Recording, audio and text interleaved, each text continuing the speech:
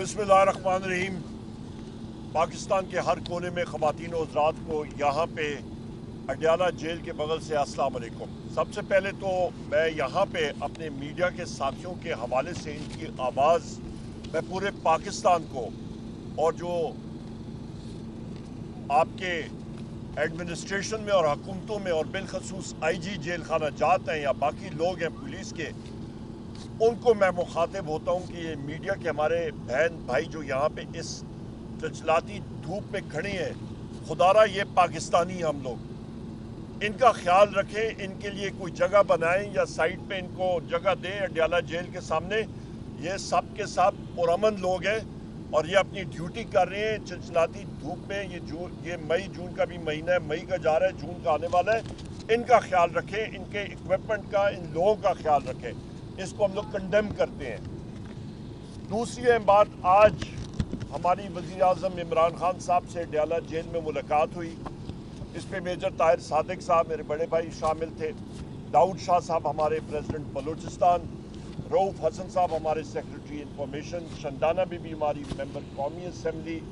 फिरदौस शमीम नकवी साहब हमारे additional secretary general Pakistan Tehreek Insaf. बड़े अच्छे माहौल में मुलाकात हुई और वज़ीर आज़म इमरान खान साहब का इस वक्त पैगाम आपके सामने रखना चाहता हूँ। रऊफ़ हसन साहब इस वक्त मौजूद नहीं है क्योंकि उनको ज़ख़म लगा हुआ है और डॉक्टर्स ने कहा है कि ज़्यादा पसीना उनके ज़ख़म पे नहीं आना चाहिए, तो वो अपनी गाड़ी में इस वक्त बैठे हुए हैं। सबसे पहले वज़ीर आज़म इमरान खान साहब का ये हुक्म है कि किसी किस्म की अबडक्शन यानी कि गैब करना और ज़ोर तरीके से गैब करना या अरेस्ट करना हमाद अज़हर साहब का या मियां असलम साहब जो कि हमारे लीडर हैं और MP हैं पंजाब असम्बली में, या ये किया गया किसी सिक्योरिटी एजेंसी ने या पुलिस ने, इसकी हम लोग शदीद तरीन मुज़ामत करेंगे। असम्बली के अंदर हमारी मुज़ामत होगी और असम्बलियाँ नहीं चलेंगी और इसके साथ साथ हम लोग सड़कों पे भी इंशाअल्लाह ताला होंगे इस चीज़ का, और ये एक पुरअमन एहतजाज हमारा पूरे पाकिस्तान में होगा। नंबर 1। नंबर 2, वज़ीर आज़म इमरान खान साहब के ये भी अहकामात हैं कि हमाद अज़हर साहब को या फिर मियां असलम इकबाल साहब को अबडक्ट किया गया और कहीं पे लेके गए और उनसे किसी किस्म की स्टेटमेंट या फोर्स्ड इनकाउंटर उन पे किया गया, उनसे वो बयान दिया गया, तो वो हम लोग नहीं मानेंगे। ये दोनों साहिबान पाकिस्तान तहरीक इंसाफ का हिस्सा थे, हैं, और किसी किस्म की उनकी स्टेटमेंट जो कि ज़ोर और जबर से ली जाएगी, वो पाकिस्तान तहरीक इंसाफ बहुकम वज़ीर आज़म इमरान खान साहब हम लोग नहीं मानेंगे और वो पाकिस्तान तहरीक इंसाफ का हिस्सा रहेंगे। तीसरी अहम चीज़,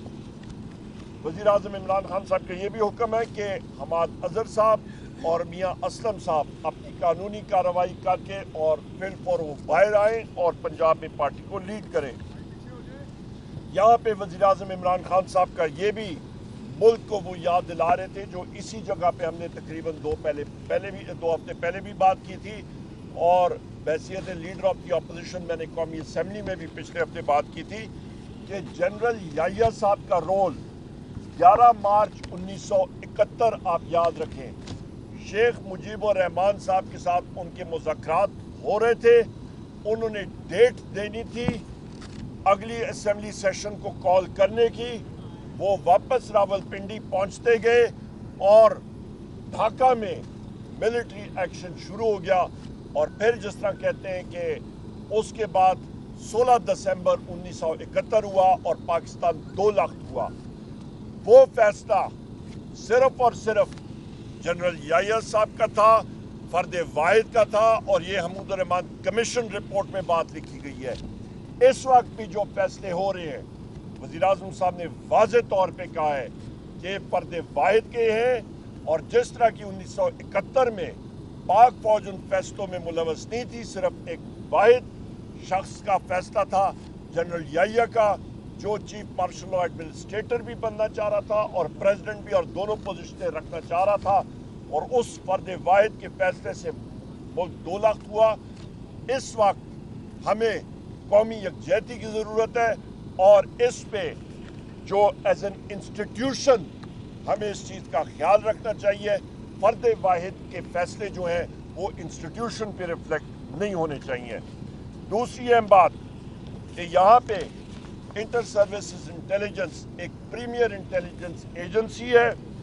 اس کو پروفیشنل اپنا کام کرنا چاہیے، اس کو پولیٹیسائز نہیں ہونا چاہیے، اور اس کی پولیٹیسائزیشن یا ہوگی اس سے وہ ادارہ جو ہے وہ کمزور ہوگا، اور اس کا الٹیمیٹلی نقصان پاکستان کو ہی ہوگا اور پاکستان کے مفاد کو۔ لہٰذا ہماری انٹیلیجنس ایجنسیز کو صرف اور صرف اپنے پیشہ ورانہ جو ان کا رول ہے اس پہ کام کرنا چاہیے، نہ کہ کوئی سیاسی سرگرمیوں میں۔ جس طرح کہ 6 ججز نے تحریری طور پہ لکھا ہے چیف جسٹس آف پاکستان کو، اور انہوں نے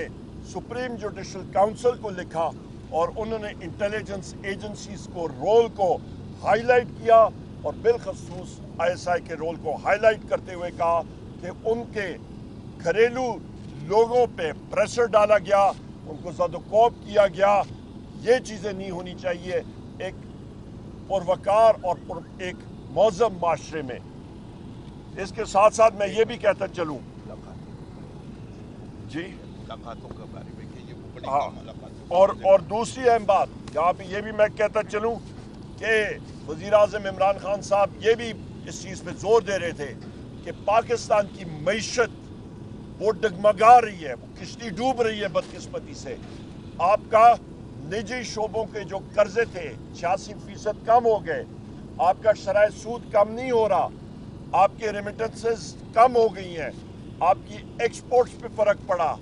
آپ کا اوورال گندم کی کرائسس آپ دیکھیں، گندم کا سکینڈل دیکھیں، 450 ارب روپے جس وقت کسانوں یہاں پہ پنجاب کے کسانوں کی کھیت اور وہاں پہ فصلیں تیار تھیں، اس کو نہیں خریدا جا رہا، اور باہر سے 450 ارب روپے کی گندم امپورٹ ہوئی ہے۔ کشمیر میں آپ دیکھیں فسادات ہوئے، وفاقی حکومت اس کی ذمہ دار ہے،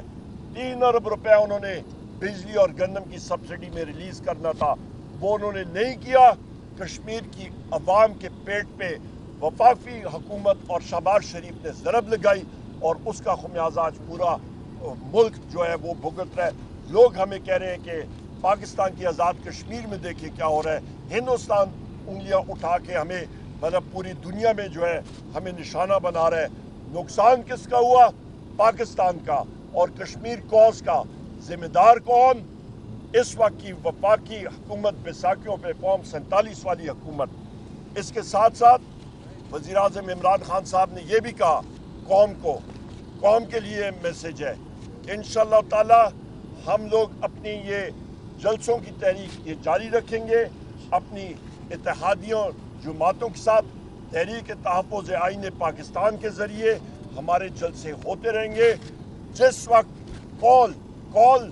وزیراعظم عمران خان صاحب نے کہا جس وقت بھی وہ دیں گے وہ ان کی ثوابدید ہے اور ان کی مرضی ہے، جب وہ دیں گے وہ اپنا ٹائم دیکھ کے اور اس کے مطابق دیں گے۔ اور آخر میں یہ کہوں کہ جو ملاقاتیں ہوتی ہیں وزیر اعظم عمران خان صاحب کے ساتھ، ہم لوگ عدالت میں بھی جائیں گے، پر یہاں پہ آپ یہ موازنہ کریں نواز شریف یا باقی یہاں پہ جو لوگ جیل میں تھے ان کی پوری دن بھر ملاقاتیں ہوتی تھیں، وزیر اعظم صاحب کے ساتھ بہت ہی کم ملاقات ہوتی ہے، اور وہ بھی 20 سے 25 منٹ سے زیادہ نہیں۔ یہ آپ کے سامنے جو ہے میسیج ہم نے رکھنا تھا۔ میرے ساتھیوں میں کسی نے یہ بات کرنی ہو ضرور بات کر سکتے ہیں۔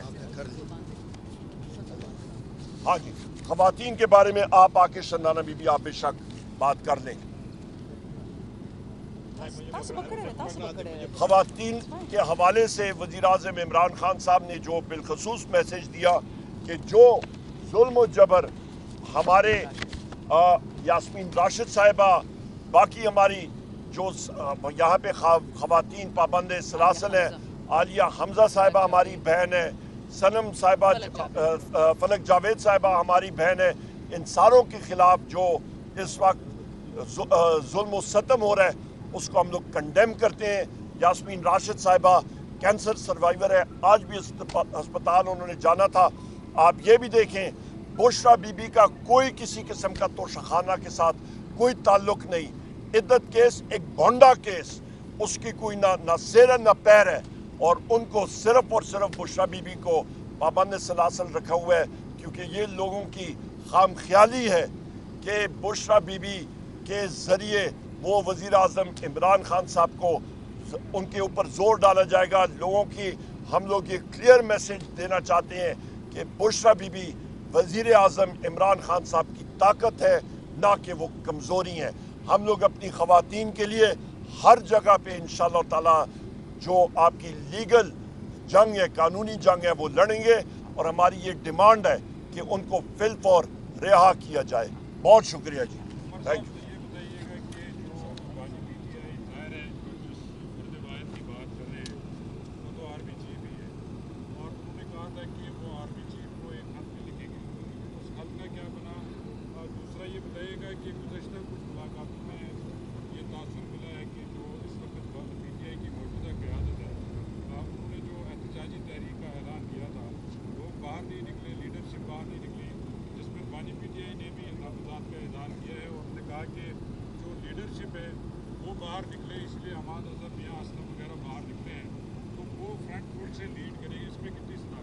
دو چیزیں ہیں۔ سب سے پہلے یہاں پہ قیادت موجود ہے، additional secretary general Pakistan Tehreek Insaf Omar Ayub, secretary general Pakistan Tehreek Insaf, senior member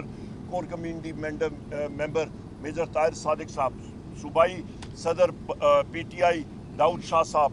شندانہ گلزار صاحبہ ہماری ایم این اے ہے، سینئر رکن ہے پاکستان تحریک انصاف کی۔ ہم لوگ سارے باہر ہیں، ہم لوگ کوئی گھروں میں نہیں بیٹھے ہوئے، پورے پاکستان کا، میں بلوچستان گیا، پشین گیا، چمن گیا، ہم لوگ مختلف جگہوں میں جا رہے ہیں، گراؤنڈ پہ جا رہے ہیں۔ یہ دوسری بات ہے کہ وہ ٹاؤٹ ہے ایک، اس کا نام ہے ڈاکٹر عثمان، جو آئی جی پنجاب ہے، جو کہ مریم نواز کے کہنے پہ اور شہباز شریف کے کہنے پہ اس نے بیونڈ اپنی لائن کو، مطلب اپنا وہ جو مینڈیٹ ہے اس سے تجاوز کرتے ہوئے وہ نہتے لوگوں پہ وہ ظلم کر رہے ہیں۔ پنجاب میں لوگوں کے گھروں میں جا کے پولیس گردی کی ہے انہوں نے، اس کو ہم لوگ کنڈیم کرتے ہیں، اس کے خلاف قانونی چارہ جوئی ہم لوگ کریں گے۔ لوگ ہمارے تیار ہیں، اور آپ دیکھتے رہیے گا انشاءاللہ تعالی ہمارا پاکستان تحریک انصاف کو ہر جگہ پہ جو ایڈمنسٹریشن ہے وہ جلسہ نہیں کرنے دیتے، کیونکہ وہ ڈرتے ہیں پاکستان تحریک انصاف سے۔ عوام ہمارے ساتھ ہے، 180 سیٹیں پاکستان تحریک انصاف نے جیتی ہیں، وہ لوگوں کی ووٹوں سے 3 کروڑ ووٹ لوگوں نے دی ہیں، باقی پارٹیاں ملا کے بھی ان کی اتنے ووٹ نہیں ہیں، اسی لیے وہ ہمیں جلسے کی اجازت نہیں دے رہے، پر انشاءاللہ ہم لوگ کریں گے۔